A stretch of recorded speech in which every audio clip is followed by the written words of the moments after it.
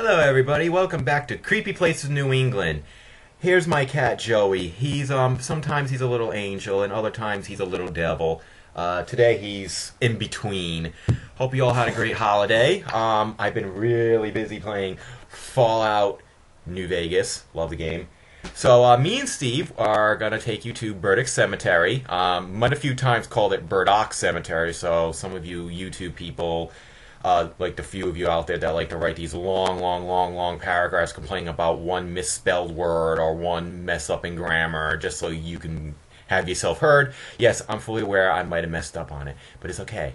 So hopefully we'll get some more videos for you in the future, but like we said last video, might not be until more when the spring weather comes. He's saying goodbye if you can hear the cat. We interrupt the following program to bring you this most important message. I've got mine. You have yours. I've got mine. Have you got yours? I have mine. You have yours. I've killed for mine. What would you do for yours?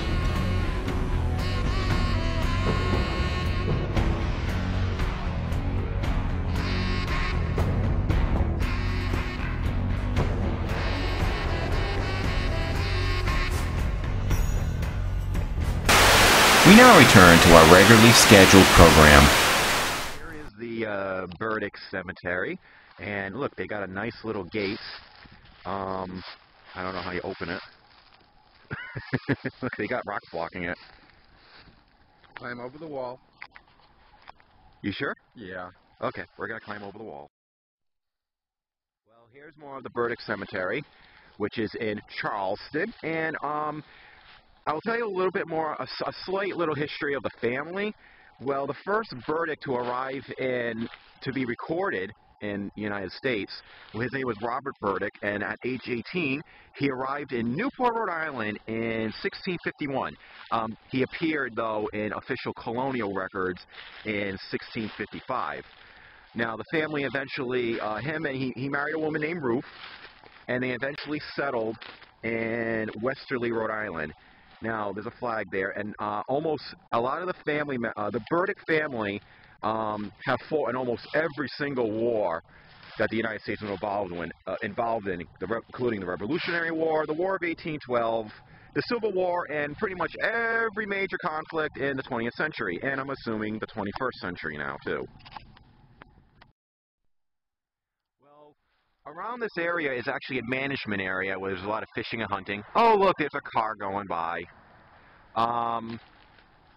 So one of the reports is that a lot of the fishermen and hunters have actually seen orbs and glowing light and apparitions and heard voices coming from the cemetery.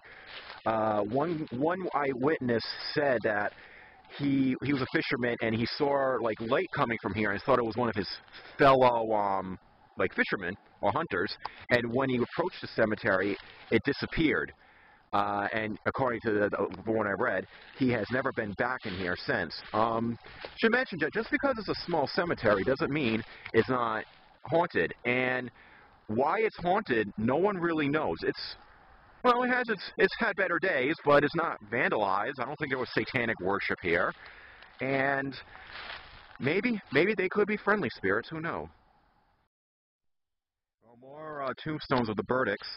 By the way, it should be mentioned that there's been reports of paranormal activity at all times of the day, but no one really, no one really knows why. Car, again. Hi. And Charles, I don't know if you've noticed the rock wall that surrounds the cemetery here. It's made like an old-fashioned rock wall. There's no cement or anything holding it together. It truly is an art form. It's something that's kind of a lost form today.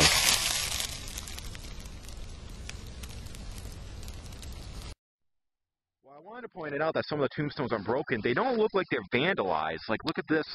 It looks like that if there was like a crack, which naturally would happen, over time, water would get in here, and because of the cold, winter, it freezes up and eventually expands it. And this looks like it was damaged more by natural elements. So I don't think the cemetery is haunted because of vandalism, which is actually pretty nice.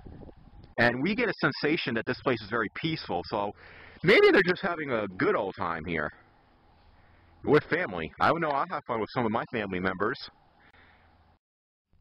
We're back in the car. Let me turn the Christmas music down.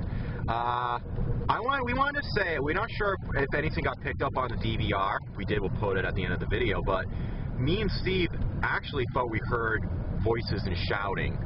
Now, it could be from people from the area, but as you see, it's a pretty isolated area. I haven't seen a house and we're about a mile away. But there is a management area where people go fishing. So we got to be fair, got to be skeptical. It's where they go fishing and stuff like that. And I want to point out a book, it's partially our help for research. Haunted Rhode Island, Thomas D. whatever. It's actually getting books like that can actually help with your research, along with the internet and various other books. So we do our research, dudes. But what kind of feelings did you get there from the people, the spirits that you sensed? I did sense spirits. I sensed very peaceful. That they're just like, hey, we're just hanging. It's Christmas. Hanging their family. Hanging with the family. I don't know if I can do that, but they're hanging with the family.